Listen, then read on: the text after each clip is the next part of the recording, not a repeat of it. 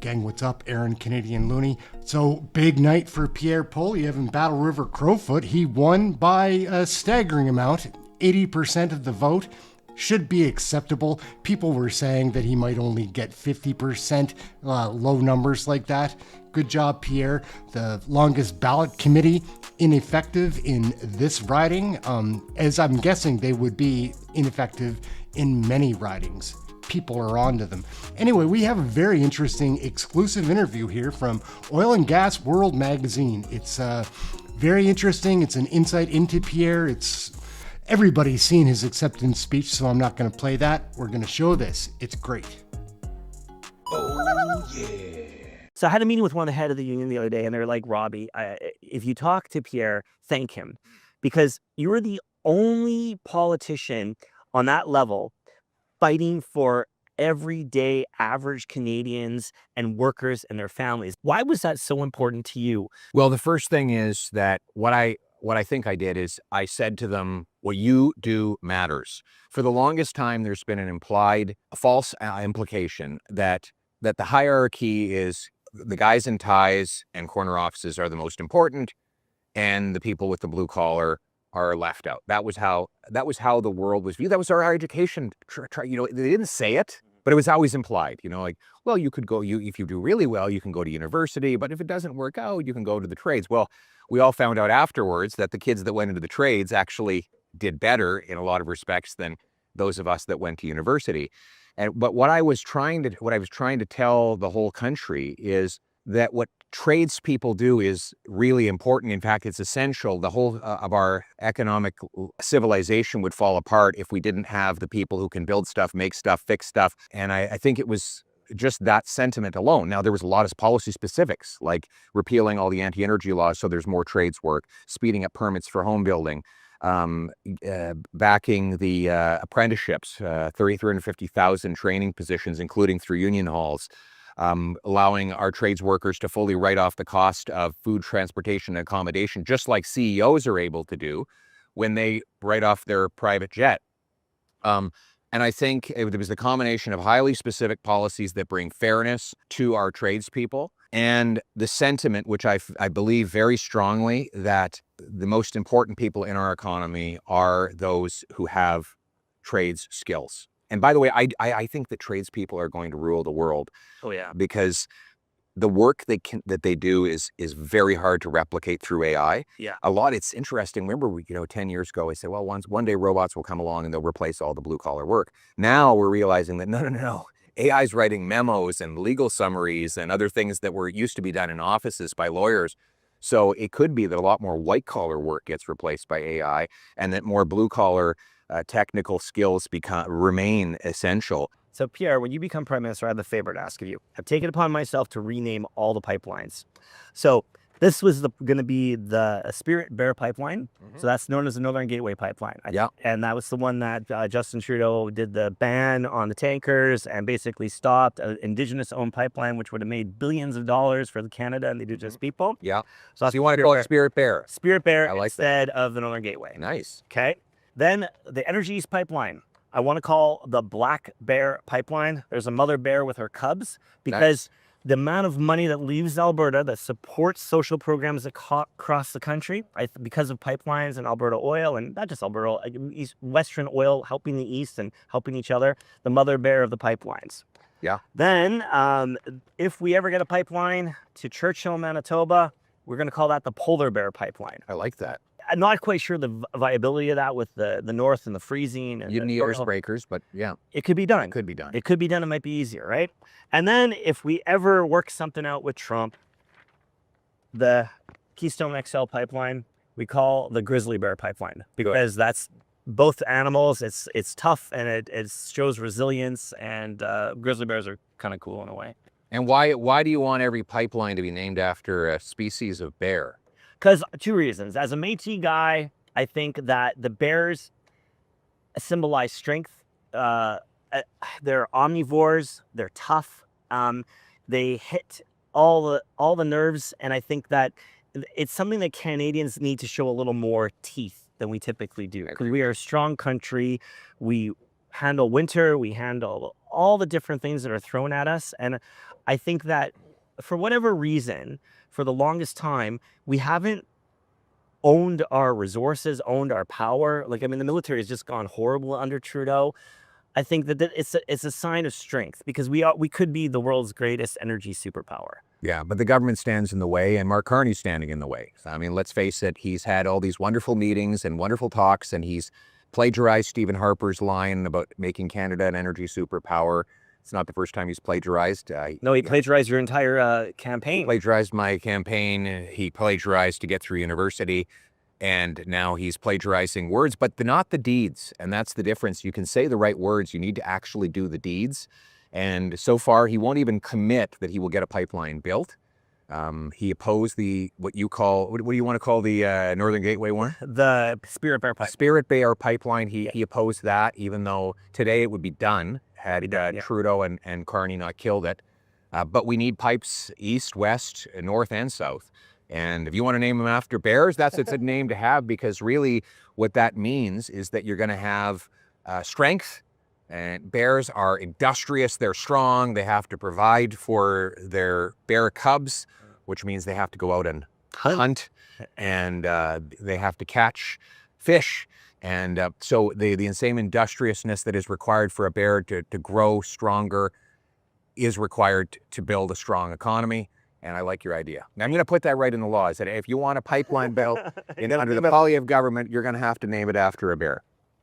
Perfect. All right. Why can't we work together to get our energy to market, to help each other, and to understand our differences, and not have such a, I don't know, this bizarre Stockholm syndrome of success in our country that we face?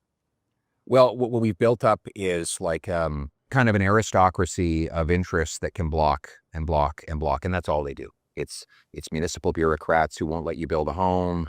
It's environmental extremists who won't let you build a pipeline. It's this or that interest group that stands in the way of a mine. And what you're going to have is a leader who will push through all of that. And, you know, I think it's nice that Canadians are polite, but that won't cut it when, you know, the American president looks north and says he's got us by the throat because we can't export overseas our resources. Yeah, we're stuck selling the Americans 3/4 of our exports, and we've imposed this on ourselves. I think you're going to need to have a political leader who has the spine to push through the naysayers. We can't have unanimity. We have to be able to say, okay, this pipeline project is safe and secure. It's happening.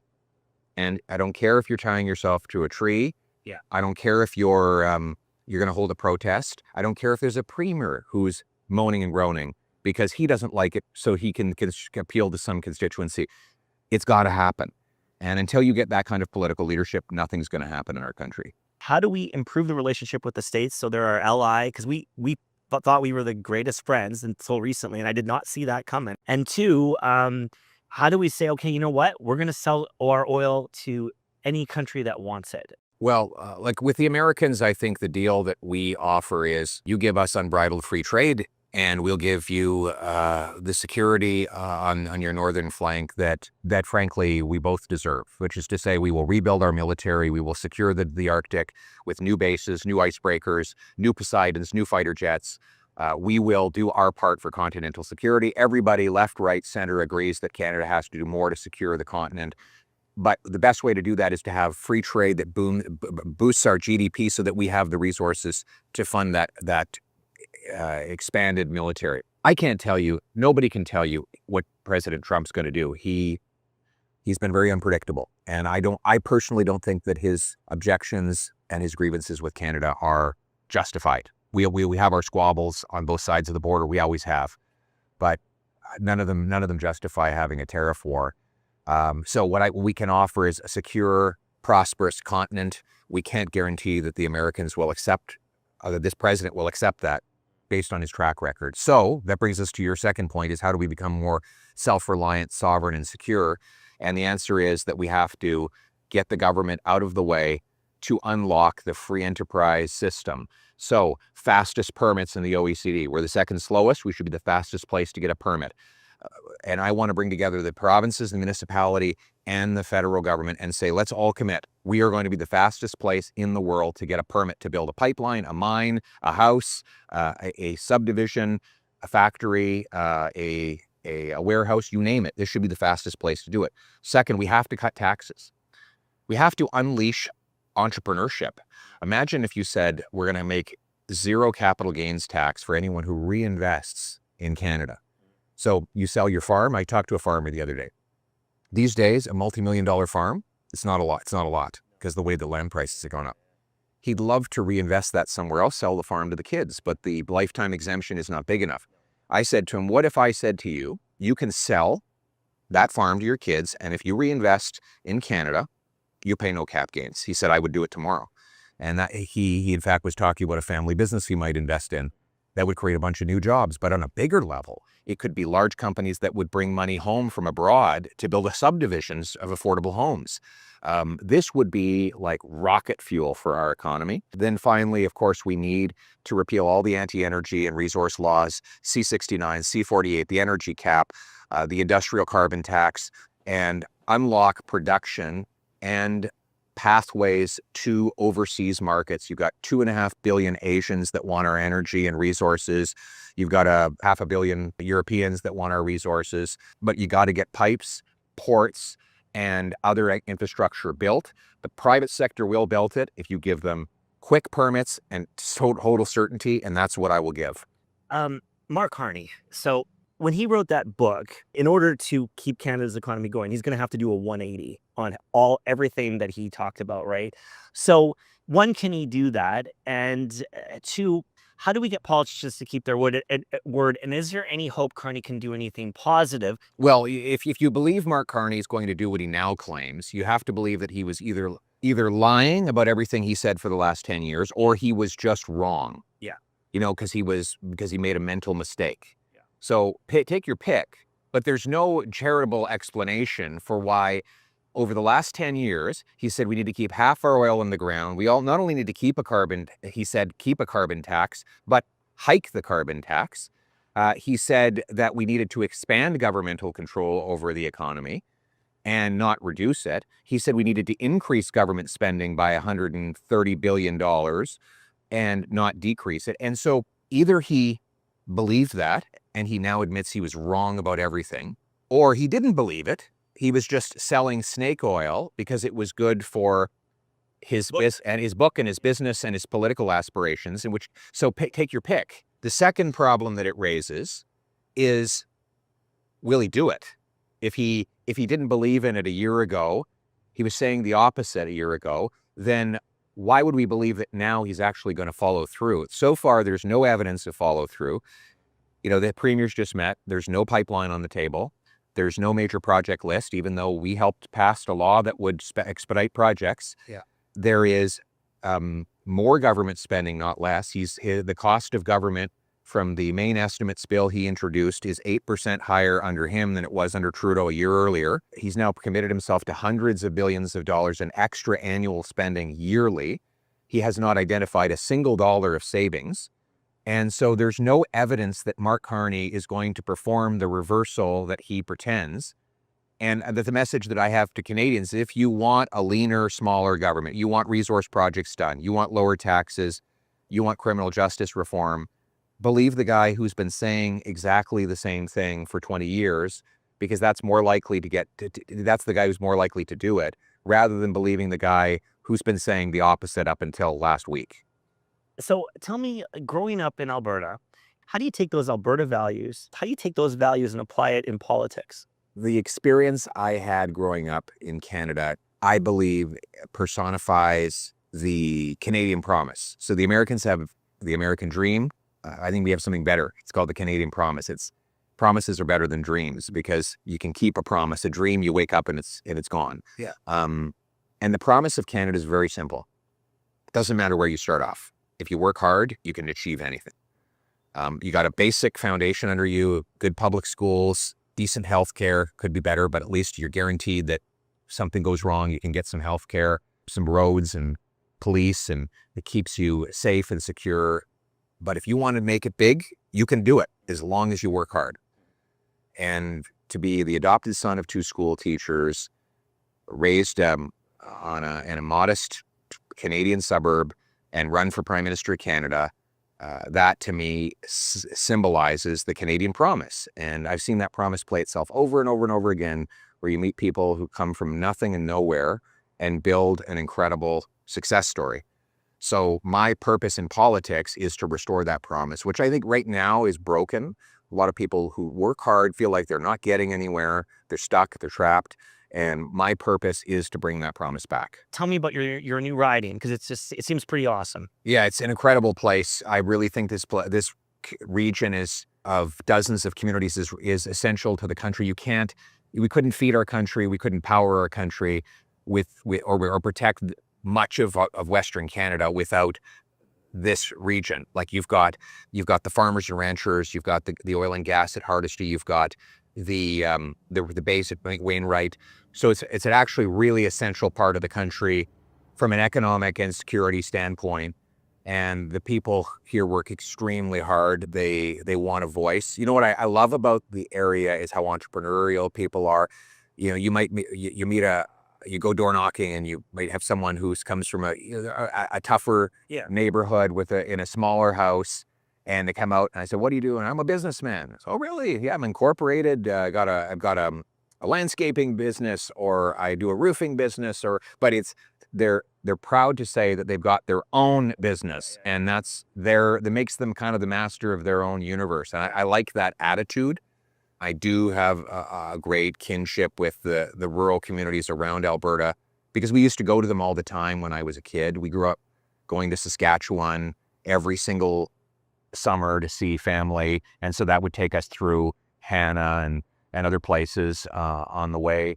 And so I feel an attachment to the area, and I approach it with humility. I don't think people owe me anything. Just because I'm the leader of the party, or just because this is a more conservative region, doesn't mean people are obligated to elect me. I have to earn it, and that's why I'm here. You'll see me. I've been in the towns. Like, I'm door knocking in the towns all across East Central Alberta, places where they haven't seen a federal leader, maybe ever.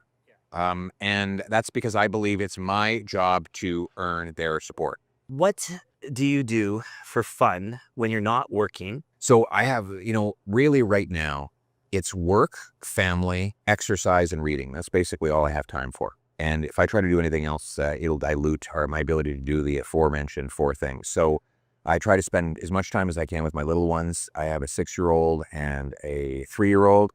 And my 6-year-old, Valentina, she loves bike rides. Yeah. So I take her for little bike rides as often as I can. My little guy, Cruz, he loves storytelling, and he loves Spider-Man. Everything Spider-Man. His Spider-Man shoes, pants, shirt, toque, everything is Spider-Man. And so playing with my munchkins, and my wife and I, we like to take them swimming and climbing at the park and all that kind of stuff. And then I try to get a little bit of exercise, not as much as I like. You're in great shape. I'm in okay shape. I could be in better shape. I met you when I met you. You were campaigning, and I just remember, and I gave you a little hug, and like, oh, you're buff. Well, I'm not. I wouldn't say I'm buff. It's a tough life, but when you're on the road in a hotel room, you got to wolf down whatever you can eat, and do a 10-minute workout in the morning is all you have time for. But when I do have time, I like to have a real workout, enjoy an hour and a half of physical exercise. It makes me feel better. And so that's basically me in a nutshell. What is your message for Canada, and how do we get back on track for the next federal election? I would say that the best is yet to come. We shouldn't settle. I think our country has settled for really shitty government when our people are so extraordinary and deserve so much better. Like, you've got a government in Ottawa that's doubled their debt, that's driven up inflation, doubled their housing costs, unleashed crime everywhere. We can do better than that. And the Canadian people deserve better than that. Like, they deserve to have a government that protects the value of the money, that lowers the tax burden, that unleashes our resources and entrepreneurs, that controls immigration so that that our own people can have houses, jobs, and healthcare. And I think that Canada deserves that, and I believe our people deserve that. So let's insist on a government that is worthy of the incredible people that this country has. And that is my message to the whole country. Hi, everyone. Congratulations, you're spending more money on taxes than on food, clothing, and shelter combined. How many kids did you molest Jeffrey Epstein? More than just elbows. These are Muslim values. These are Canadian values. Anyhow, what are you going to do? Trying to keep you informed. Aaron Canadian Looney trying to hit 30,000 subs. Help me get there. Thank you for watching this video. We'll catch you in the next one. Later, gang.